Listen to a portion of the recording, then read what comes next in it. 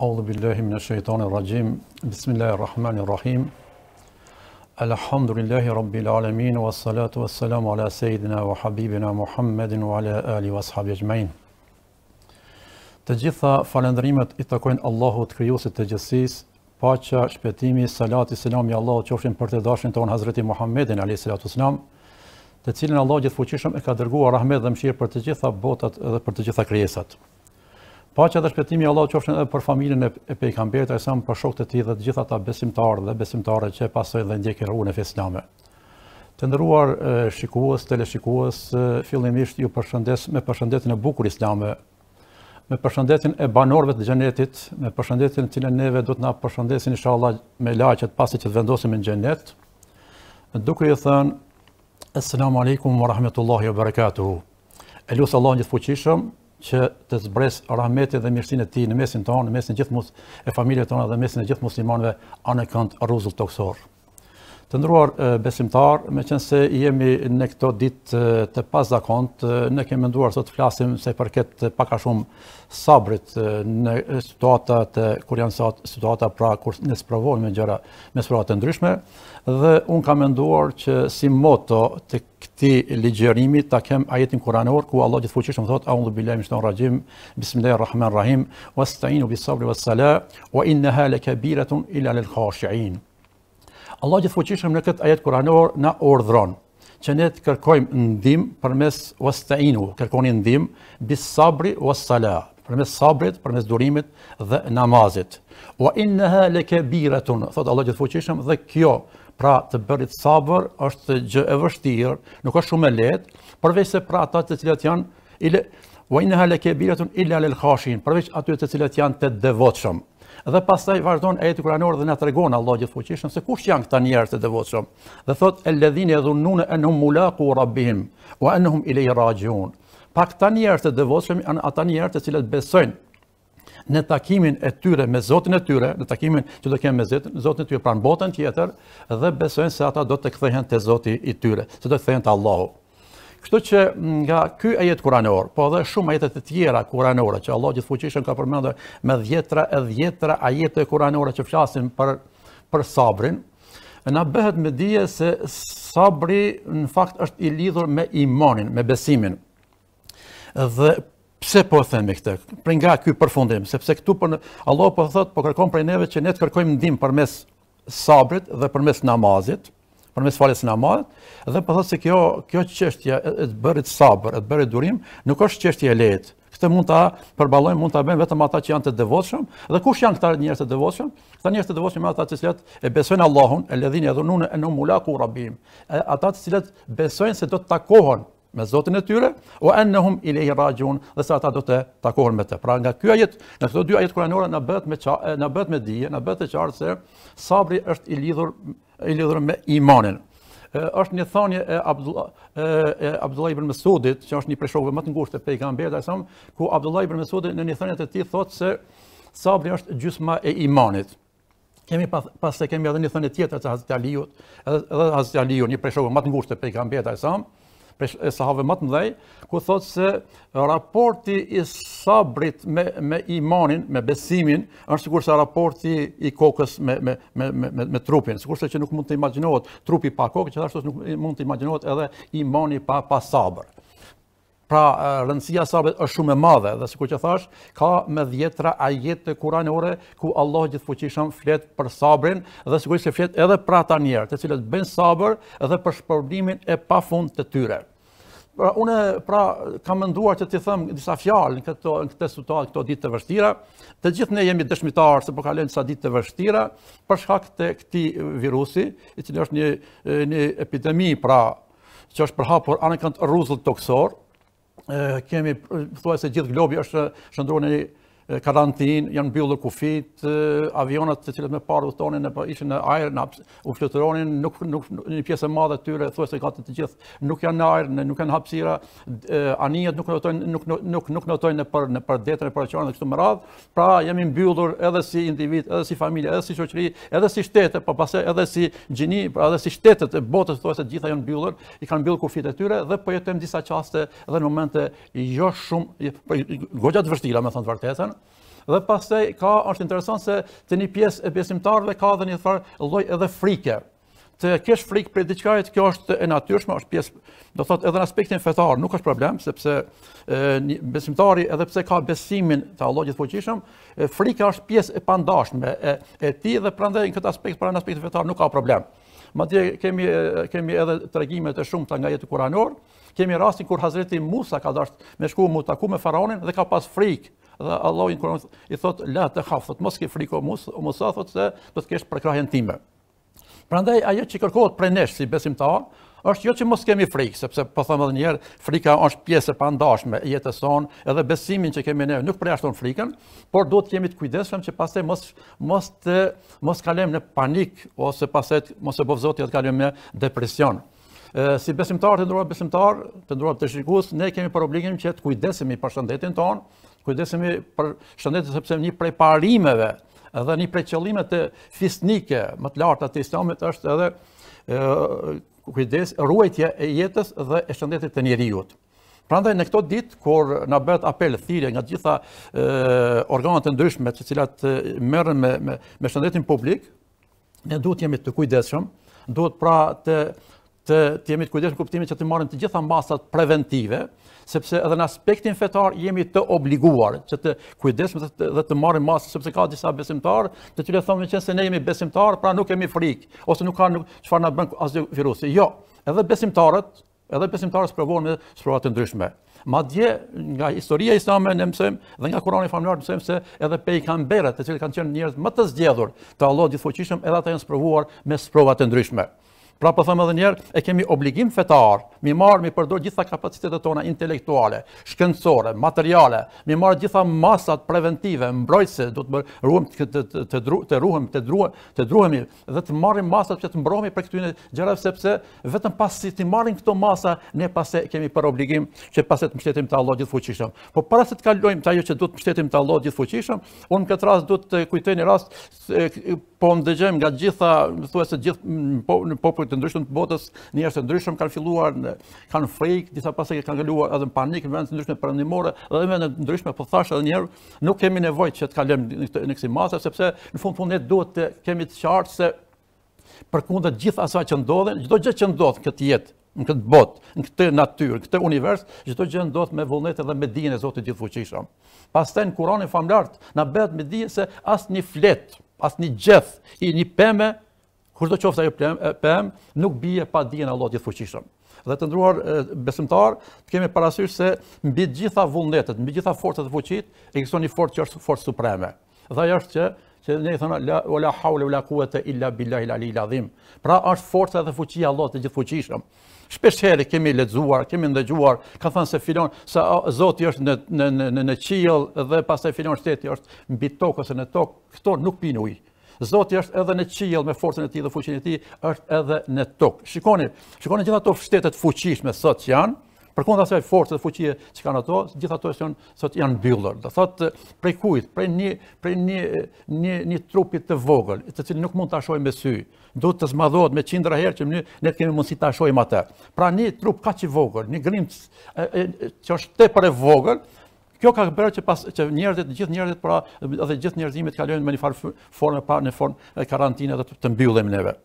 Po them edhe një herë, duhet të kemi parasysh se çdo gjë që ndodh me caktimin e Allahut Gjithfuqishëm. Kur ndalemi dhe mendojmë si njerëz, meqenëse kemi pas gjithë ato begati, mirësi, deri para pak ditësh ne kemi mund të lëvizim lirshëm, nuk ka qenë nevoja të mbyllemi. Unë mendoj se si popull ne kemi dhënë provimin edhe më herët, sepse kemi kaluar në situata tepër të vështira. Kemi pasur kur kemi qenë kohën e pushtimit dhe gjatë kohës luftës. Pra si popull kemi treguar se dimë të durojmë, pavarësisht që situata kanë qenë tepër të vështira, megjithatë kemi dalë përmes sabrit dhe durimit, sepse po them edhe një herë, durimi dhe sabri është pjesë e pandashme e jetës sonë dhe është pjesë padyshim edhe e besimit tonë. Nëse të nderuar televizionistë e shohim jetën tonë nga një prizëm tjetër. Këto ditë që po rrim ne, po kemi kohë më shumë edhe të lexojmë, edhe po kemi më shumë mundësi dhe kohë që të rrim me familjarët tonë, me familjen, me bashkëshortën, me fëmijët tonë, edhe të meditojmë, se duhet të meditojmë. Kemi kohë të mjaftueshme që ndoshta edhe të bëjmë një farë lloj balanci mes jetës tonë edhe jetës sonë në dynjë dhe jetës sonë në ahiret. Po pse jo të bëjmë edhe një farë lloj edhe bilanci në kuptimin e veprave dhe punëve që ne i bëjmë, do thotë, sepse ka mundësi që disa punë nuk kanë bërë si duhet, ka mundësi që disa veprime nuk kanë qenë si duhet. Në këtë aspekt prandaj duhet ne të reflektojmë, të shohim se cilat janë raportet tona me krijuesin tonë, fillimisht. Pastaj cilat janë raportet tona me brenda familjes sonë, cilat janë raportet tona me kolegët, me miqtë tanë, cilat janë raportet me ato shokë dhe miq dhe kolegë kur ne punojmë, cilat janë raportet tona edhe me njerëz të tjerë, me shoqërinë tonë. Nëse ne pastaj ndalim dhe mendojmë, atëherë nëse reflektojmë këtë aspekt, do të shohim se secili prej nesh kemi se çfarë duhet të përmirësojmë. Secili prej nesh ka, sepse secili prej nesh kemi mangësi. Ka dikush që ndoshta duhet ta ndryshojë diskursin e jetës së tij 180 shkallë. Pse? Sepse jetën e ka ndërtuar, e ka zhvilluar gjithmonë mbi gjunahe dhe mëkate, duke përdorur pije alkoolike, duke bërë veprime gjithmonë të cilat janë të dëmshme për të tjerë dhe për me të cilat nuk është i kënaqur Zoti i Gjithfuqishëm. Prandaj po them edhe një herë, ne të gjithë kemi nevojë për me reflektue, me u kthye. Shikoni, nëse ne do të arrijmë ta kuptonim atë hadith në cilin na tregohet në një rast kur erdhi Xhibrili alayhis salam dhe pyeti Muhamedit alayhis salam. Dhe e pyeti se çfarë është Islami, ç'është Islami, ç'është imani. Dhe për mes atyre pyetje ishte edhe çka është edhe ihsani, çka është mirësia. Kur e pyeti Xhibrili alayhis salam për këtë pyetje, pejgamberi sa çfarë tha? Pejgamberi sa tha en ta'budallaha ka'annaka tarahu, fa in lam takun tarahu fa innahu yarak. Thotë besosh Allahun, ta adhurosh Allahun sikur ti ta shohësh atë. Sepse edhe pse ti nuk e sheh Allahun, Allahu të sheh ty. Pra Allahu na sheh neve të gjithë neve. Ne në jetën tonë, në punë, kudo që punojmë, domthonë në shtëpi ose para publikut, para njerëz të ndryshëm, kemi raste kur i bëjmë sa veprime dhe ndoshta nganjëherë edhe ikim llogaridhënies, sepse mund të shmangemi. Por askush prej neve nuk mund të shmangët vigjilencës dhe shikimit të Allahut të Fuqishëm. Prandaj nëse ne kuptojmë këtë hadith si duhet, se çdo gjë, sikur që thash më herët fillimisht, që të kemi bindjen e plotë se çdo gjë që ndodh me caktimin e Zotit, dhe është brenda dijes së Zotit. Dhe pastaj edhe atë se çdo veprim dhe punë që bëjmë neve, gjithmonë jemi në nënvezhgimin e Zotit, dhe ne duhet pra ta besojmë Allahun, ta adhurojmë Allahun, ta kryejmë edhe namazet, dhe adhurime të tjera. Po për te adhurime, po edhe punë të tjera që bëjmë neve, me përgjegjësi dhe ndjeshmëri të madhe, sepse nëse sikur që thash mund të shmangemi ndoshta përgjegjësve tan, po s'mund të ikim përgjegjësisë Allahut, s'mund të ikim shikimit të Allahut, atëherë me siguri që veprat dhe punët tona do të ishin kësaj tjetër. Prandaj kur e shohim këtë jetën tonë të kësaj dynjoje, të cilën për cilën vetë ne gjithë jemi dëshmitar që është jetë kalimtare. Dhe shikoni se sa frikë është mbjell, është përhapur nëpër njerëz, nëpër familje të ndryshëm, njerëz të ndryshëm, nëpër popull të ndryshëm, sikur që thash nga një grimcë e vogël. Por ne apo harrojmë ose duhet të kujtojmë, në fakt, është momenti që ne të kujtojmë, për çdo çast kujtojmë, se që nga momenti kur ne kemi ardhur në këtë dynjë, në këtë botë, pra në çdo moment mund të na vi vdekja. Pra nuk do të kemi aq shumë frikë prej një virusi, prej koronavirusit. Sepse në fund koronavirusi nuk është një melek i vdekjes. Vdekja nuk vjen pa e caktuar Allahu Gjithfuqishëm. Në momenti kur vjen çasti i vdekjes, qoftë me smundje, qoftë pa smundje, ne do të largohemi prej kësaj bote. Por ajo që duhet të shqetësohemi më shumë për te kësaj gjendje, që sigurisht që kemi të drejtë më shqetësue, por jo me kaluar në panik pastaj, ose mos e bëf Zoti me kaluar në depresion, ne duhet të shqetësohemi më shumë dhe të mendojmë dhe të përpiqemi të punojmë që ne ta ndërtojmë të ardhmen tonë. Para sa ditë po mendoj, po them, shikoni se sa po mërzitemi duke qëndruar nëpër banesat tona. Edhe pse gjitha shoqëri Zotit, gjitha ushqimet i kemi. Asgjë s'po na mungon. Edhe inshallah do Zoti i Fuqishëm që mos na mungojnë këto gjëra, këto ushqime, po edhe inshallah do Allah i Fuqishëm që sa më shpejt ta kalojmë këto ditë, sepse do të vjen një ditë që pas disa muajsh ose pas një viti, dy vjetë ne do të flasim për këto ndodhi, për këto ngjarje që po ndodhen, do të flasim për kohën e kaluar, sepse kjo domethënë çështja e virusit është një kohë caktuar që edhe këto me emrin e Zotit do ta kalojmë. Por ne po shqetësohemi, dhe kemi drejtë të shqetësohemi për këto. Por apo shqetësohemi për të ardhmen tonë? Edhe po mendoja një ditë po them. Apo mendojmë ne për të vdekurit tanë, që familjarët tanë që kanë vdekur, të cilët janë vendosur në varr. Dhe sipas mësimeve islame, na bëhet me dije se ne masi të vdesim, masi të japim shpirtin, pastaj do të vendosim në varr. Dhe në varr pastaj na tregohet vendi ynë, se cili është vendi ynë, ajo që na pret në botën tjetër pas ringjalljes. Apo a jemi duke menduar për të vdekurit tonë? Çfarë gjendje janë ata në ato që quhet alemul barzakh, jeta e varrit? Apo mendojmë, apo lutemi për ta neve? Apo jemi duke bërë ndonjë vepër mirësie, bamirësie, ose ta ndihmojmë dikën tjetër në emër të atyre, sepse kur ne lutemi për ta, ose kur bëjmë ndonjë vepër të mirë, dhe se vaprin e kësaj vepre të mirë ja kushtojmë, ja dedikojmë atyre të vdekur, atyre shkon selami, Allah ja çon selamin. Është kjo sikurse kur jemi në ndonjë gjendje të vështirë, kur jemi dhe nëse dikush prej lart ta çon ndonjë selam, normal që ti do të thotë do të ndihesh pak më i relaksuar. Prandaj edhe neve kemi nevojë pra që të lutemi dhe të bëjmë vetë vepra të mira, edhe jo vetëm për shpirtin tonë, por edhe për shpirtin atyre të vdekurve. Po pastaj, apo mendojmë për neve, sa jemi duke menduar, sepse janë ditë, momente, çaste, orë që ne duhet të reflektojmë sikur që thash më parë.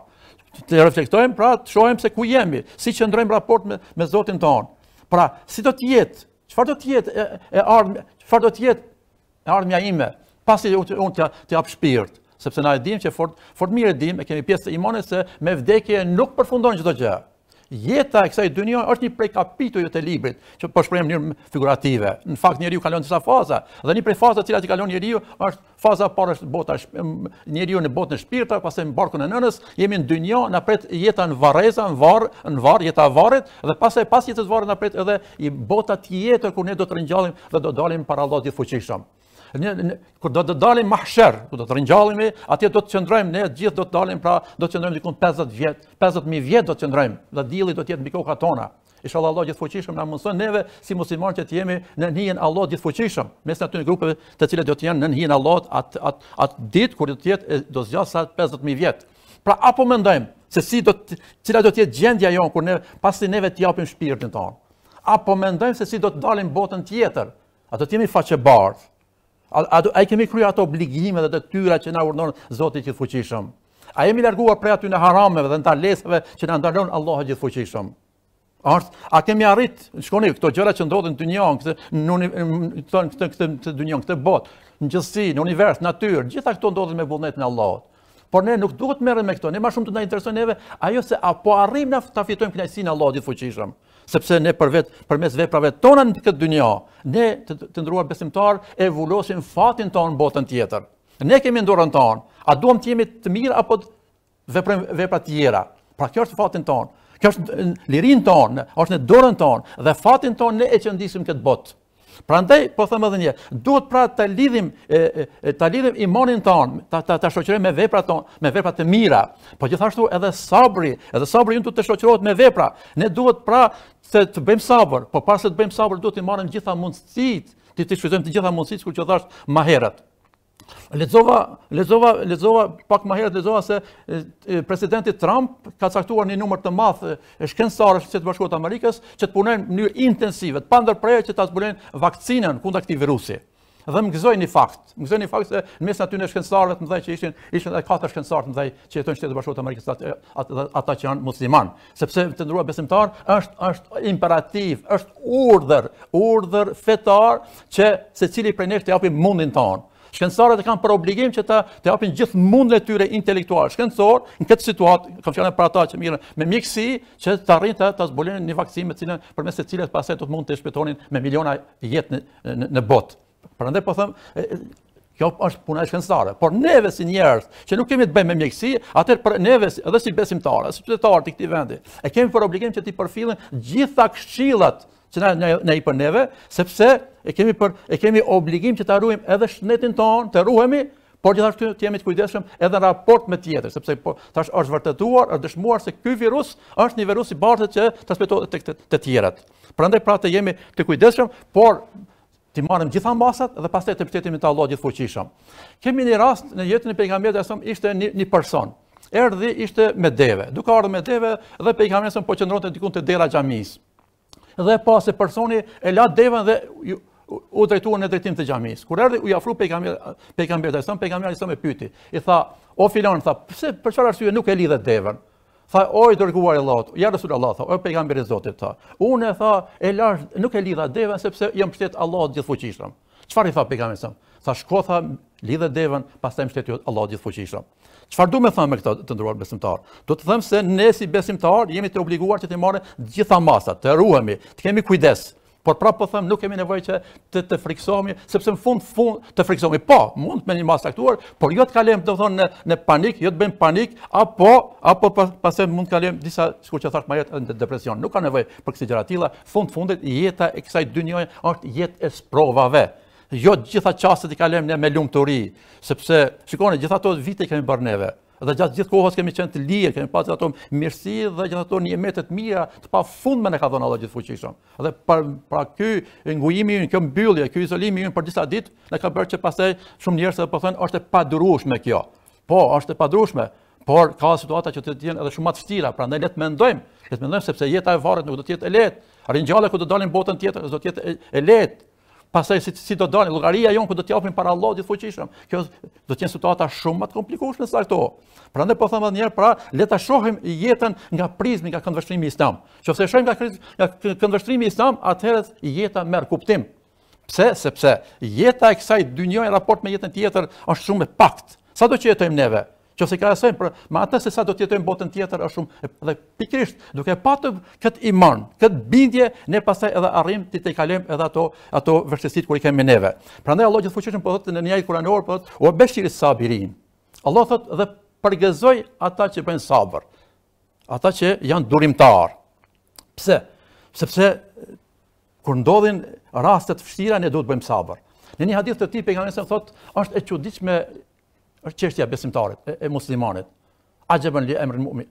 Thotë është e çuditshme, thotë, pse është e çuditshme ja Rasulullah? Dhe na tregon pejgamberi sa, thotë se është e çuditshme sepse kur besimtarit I ndodh diçka e mirë, thotë, është falendrues ndaj Allahut, dhe kjo është e mirë për ta. Pse? Sepse falendrojmë Allahun, thonë alhamdulillah, jemi mirënjohës ndaj Allahut që na ka dhënë këto të mira dhe marrim shpërblime, marrim sevape për Allahut. Po edhe prapë thotë, edhe kur I ndodh diçka, sprovohet, I ndodh ndonjë fatkeqësi, prapë bën sabër, duron. Dhe në këtë rast është e mirë për të sepse ai prapë do shpërblehet. Dhe prandaj Allah po thotë: "O bashiri sabirin", përgëzoj durimtarët, sabërlit. Pse? Alladhina idha asabathum musibetun, sepse kur I ndodh atyne, këta njerëz që janë sabërlit, që bëjnë durim, kur I ndodh fatkeqësia, edhe rast vdekje, apo edhe lloje sprova të ndryshme, me smundje, me sprova të ndryshme, qalu, çfarë thonë? Inna lillahi wa inna ilaihi rajiun. Ne jemi te Allahu dhe tek ai do të kthehemi. Do thotë nga kjo kuptojmë, sikur që thash, edhe në fillim të kësaj ligjërate, që sabri ynë të ndruar besimtar është I lidhur me imanin. Po edhe imani ynë është I lidhur me sabrin. Këto janë dy gjëra të pakputshme, nuk mundemi mi nda për një tjetër.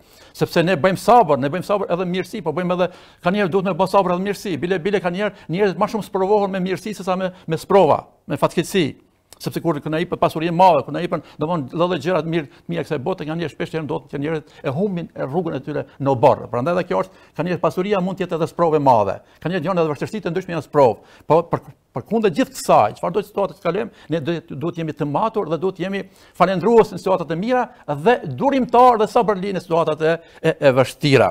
Prandaj pra edhe kur kemi situata edhe më të rënda, gjithsesi nuk duhet të asnjëherë ta pusim I mytin, shpresën. Pse? Se gjëja që për gjëra më të ndaluara në fen islam është që njeriu ta humb shpresën te rahmeti Allahut. La taqnatu min rahmetillah. Është urdhri I Allahut, thotë. Allah thotë mos e humni shpresën prej Allahut, mos humni shpresën prej Allahut, do të thotë ka fjalën për vetveten. Thotë mos asnjëherë besimtari, muslimani nuk guxon me humb shpresën. Pavarësisht vështirësive. Shikoni, është ajeti kuranor në surën Ad-Duha. Çfarë është? Inna mal usri yusra. Apo. Inna mal usri yusra. Mas vështirësisë vjen lehtësimi. Do thotë këtë kemi ajet kuranor. Ku Allah gjithfuqishëm po na tregon se nuk edhe kur jemi në situata më të vështira. Kur I kthehemi historisë islame, pejgamberi ka pas raste të vështira, ndoshta pa ka përcyshme shikim parë. Ka pas sfida të ndryshme, është ballafaqur me lloj të vështirësisë.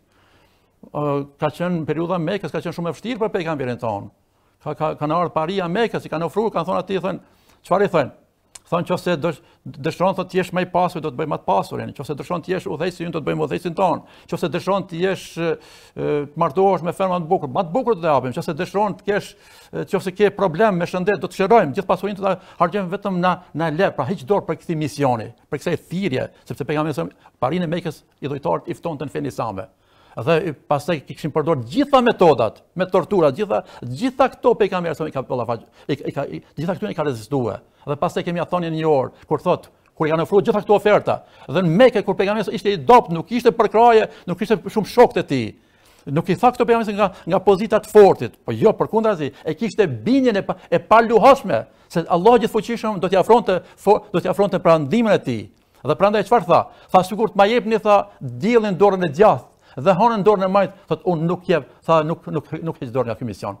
Dhe kjo bindje e paluhashme pejgamberit sallallahu alajhi wasallam, kjo bindje në Allahun e Gjithfuqishëm bëri që përkundër gjithë këtyre provave dhe vështirësive pejgamberi sallallahu alajhi wasallam të arrinte të ketë sukses. Kemi shembull plot pejgambere, kemi Hazreti Jusufin, jetën e Hazreti Jusufit se çfarë peripecish dhe çfarë vujtje ka kapsuar. Kemi Hazreti Ejubin dhe shumë të tjerë, kemi plot pejgamberë dhe thuajse të gjithë pejgamberët dhe gjithë ne të ndruar besimtar në këtë jetë sprovohemi. Madje sipas një hadithit pejgamberit sallallahu alajhi wasallam, sa më devotshëm që jemi, sa më afër Allahut që qëndrojmë në aspektin e veprave të mira, aq më shumë sprovohemi. Pse? Sepse edhe sprovimi është aty kur ne e çelikosim. Do të jemi të qelikosur në qëndrimet tona, e tregojmë veten tonë që jemi besimtar, e tregojmë atë bindjen tonë të paluhashme që kemi te Allahu Gjithfuqishëm, pra, dhe dëshmojmë veten jo vetëm në aspektin teorik, por në aspektin praktik. Dhe prandaj me besim, sikur që thash, edhe me sabër te kalohen gjërat. Pejgamberi u sprovuan plot njerëz që sprovuar. Gjithë ta në fund kanë arritur që ti bëjmë ballë këtyre sprovave. Dhe nëse ne arrim të bëjmë ballë, sigurisht që do të arrim të bëjmë ballë këtyre sprovave, këtyre vështirësive, edhe në këtë rast, edhe këtë situatë që thash, edhe kjo do të kaloj. Të jemi sigurt sepse edhe kjo është një fazë kalimtare, sikur që thash, do të flasim mas disa muajve, do të flasim për kohës së virusit ose mas një viti, mas diçka. Pra do të jetë kjo që i përket historisë, por ajo që është më rëndësishme për neve si besimtar, se të kemi kujdes të ruhemi, kujdesemi, të kemi dro, po gjithsesi po, të jemi të matur në qëndrimet tona. Mos harrojmë asnjëherë se asgjë nuk ndodh pa dijen e Zotit. Ajo që nuk na është shruar nuk na ndodh neve. Nuk ndodh, asgjë nuk ndodh, vetëm ajo që ka.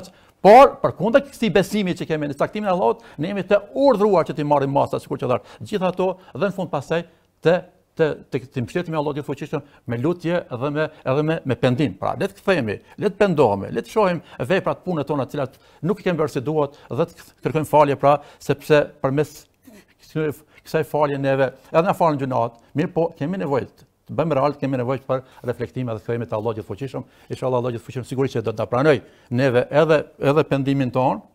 Dhe kur do qoftë prej neve besimtarëve, çfarëdo gjuna, çfarëdo vepra që kemi bërë, gjithmonë, si më thon, dera e pendimit është e hapur.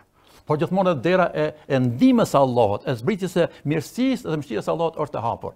Prandaj për asnjë çast mos harrojmë se ne në çdo çast, në çdo moment, në çdo çast, në çdo sekond jemi në veshgimin dhe në përcjelljen e Allahut Gjithfuqishëm, në forcën dhe fuqinë e Tij. Dhe kjo pra na bën që neve besimtarët të mërzitemi njëherë, nga ne kemi edhe frikë, por nuk e tepërojmë as në situata të mira kur jemi, po as në situata kur jemi situata jo të mira, sepse besimtari gjithmonë ka e ndjek rrugën e mesme. Kjo është ajo që kam dashur me thonë, edhe të ndruar besimtar, ndoshta ja vlen edhe për fund me thonë, është një hadith e pejgamberit që më ka pëlqyer shumë, që flet edhe për rëndësinë e namazit. Unë e përmenda vetëm namazin, por këtu i bëj thirrje gjithë juve, po gjithë besimtarëve, që sa më shumë të kryejmë urdhat e Zotit, sidomos të kemi kujdes, sidomos me namazin, që është shtyllë e fesë, po kemi edhe shumë obligime të tjera, po edhe raportet tona me të tjerat, me gjithë tjerat, ti kemi ashtu si duhet, ashtu si ka urdhëruar Allahu Gjithfuqishëm. Dhe për namazin kemi për sadakan, edhe pse jo edhe për sabrin. Se unë e përmenda më herët të thash, nëse ne japim sadaka për shpirtin e të vdekurve, i shkon sevapi atyre. Prandaj këto ditë shfryzoni. Mund ka bërë shumë përshtypje, kam lexuar sa njerëzve, që ka vdekur dikush i familjes, meqenëse s'ka pas mundësi të bëjë sa ceremoni tjera, ka marrë ato parë që është më harxhuar i ka dhënë fukarave. Kjo është një gjë tepër e mirë, është i pëlqyeshëm te Allahu Gjithfuqishëm. Edhe njerëzve edhe për njerëz që janë nevojë, i jemi ndihmë të tyre, pra në krahët e tyre, po edhe te Allahu Gjithfuqishëm fitojmë shumë sevape, sidomos në këto situata, në këtë situatë që nuk është bashkë situatë e lehtë. Prandaj pejgamberi në një hadith po thotë: "Es-salatu nur." Namazi është dritë. Namazi është lidhja jonë direkte me Zotin Gjithfuqishëm. Kur falim namaz nuk ka ndërmjet mes meje dhe mes Allahut. Kjo është lidhje, pra dhe vetë fjala sala do thotë lidhje, sile, lidhja mes robit edhe Zotit. Es-salatu nur, po thotë pejgamberi. Namazi është dritë. Was-sadaqatu burhan. Dhe sadakaja është dëshmi, argument Çfarë dëshmi është sadakaja? Sadaka është dëshmi në kuptimin e asaj që dëshmon se ky njeri që jep sadaka, ky njeri që ndan prej pasurisë së tij, që jep zakatin, jep sadaka, jep edhe pastaj edhe ndihma tjera vullnetare, kjo dëshmon vetë dhënia e kësaj pasurie në fukaraj dëshmon pra që ky ka iman, sepse ky niset pra ajo që e nxit këtë njeri me dhënë atë pasuri që është shumë e dashur për të dhe jep dikujt tjetër është imani. Edhe vazhdon was-sabru dia, dhe sabri është shkelqim. Çfarë do thot sabri? Është sabri kur ne bëjmë sabër, vjen shkelqimi, sikurse kur e kemi natën me terr, me errësirë. Pas errësirës mund të jetë natë shumë me errësirë, por në fund pastaj mëngjes na gjim lind dielli dhe dielli ndryshon pastaj ditën dhe i harrojmë gjithë atë errësirë që kemi pasur. Prandaj edhe një herë, pra vetëm le t'i kujtojmë edhe që to një porositë që ka thënë Hazreti Lukmani djalët e tij, ku i thot ja buneje, aqimis sala. O birim thot, falë namazin, o amur bil ma'ruf, urdhron të mirë, o nha anil munkar, ndalo nga e keqja. Ne kemi për obligim me jo vetëm familjarët tonë me mësua, fëmijët tonë, vëllezërit me mësua me fal namazin, pastaj edhe më vonë kur janë të mi këshilluar, por do të këshillojmë edhe në kuptimin e të mirë dhe ndalimet të keqes, që të bëjmë të mirë dhe të ndalojmë nga keqja.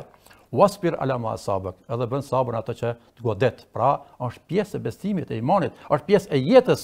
Edhe këto ditë që janë ditë pak të vështira, po sigurisht që edhe këto sikur që thash do të kalen, inë dhalike min azmil umur, sepse kjo është për aty është kulmi i çështjes. Pra, për me dëshmuar besimin tonë, me dëshmuar bindjen që kemi të paluajtur te Allahu i Fuqishëm, pra ne dëshmojmë me veprat tona të përditshme, po edhe me sabrin dhe me durimin tonë, po gjithashtu, jo vetëm që bëjmë sabër, por edhe mbështetemi te Allahu i Fuqishëm, po edhe marrim gjitha masat tjera që thash, edhe me lutje dhe me pendim me istighfar i kthemi Allahut i Fuqishëm që në Allah të na ndihmoj që të jemi ihdina siratal mustaqim, o Allah na përforcoj, na drejtoj, ne jemi të udhëzuar, elhamdulillah që jemi të udhëzuar në rrugën e drejtë në muslimanët, por që Allah ta forcoj që ne ta vazhdojmë këtë jetë dhe inshallah do Allah i fuqishëm pra që edhe jetën tonë ta përfundojmë ashtu si është më mirë dhe përfundimi më i mirë i jetës së muslimanit është që vazhdimisht punoj vepra të mira, të kryej gjithë ato obligime që ka urdhëruar Allah dhe prej kësaj bote të dalë me dinë e iman, edhe me shahadetin gojë duke thënë la ilaha illallah muhammedur rasulullah. Të nderuar besimtar, unë lutem Allahut i fuqishëm edhe një herë që Allahu i fuqishëm na mundsoj që sa ma lehtë t'i kalojmë këto ditë të vështira dhe inshallah me emrin e Allahut me imanin që kemi, bindjen tonë dhe duke marrë masat e tjera, po edhe me lutje, me istighfar dhe me shumë vepra të mira që mund t'i bëjmë neve, pra që Allahu i fuqishëm na mundsoj që sa më shpejt t'i kalojmë edhe këto ditë të vështira. Në fund ju përshëndes edhe një herë me përshëndetjen e banorëve të xhenetit, duke ju thënë Assalamu alaikum wa rahmatullahi wa barakatuh, dhe duke i lënë në mëshirën dhe rahmetin e Allahut të Gjithëfuqishëm.